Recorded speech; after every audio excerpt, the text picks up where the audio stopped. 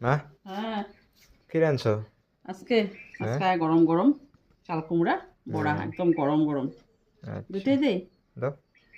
তারপরে উচ্ছে ভাজা হুম গরম গরম সব রান্না একদম গরম গরম হয়েছে আজকে।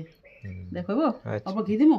ঘি লাগবে না? হ্যাঁ তারপরে আজকে আমার সর্ষা দিয়া হুম ইসে বানাইনি তোর কি কয় এটা সর্ষা দিয়া বানাইনি ঘিটা সাজনা। সাজনা।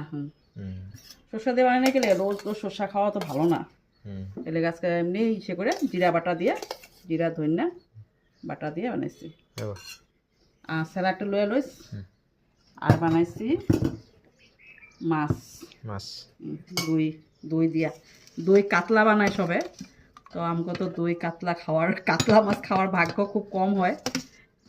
তো সে দিয়ে বানাইছি রৌ মাছ দিয়া হুম দই হুম কাতলা। হুম আচ্ছা দেবো।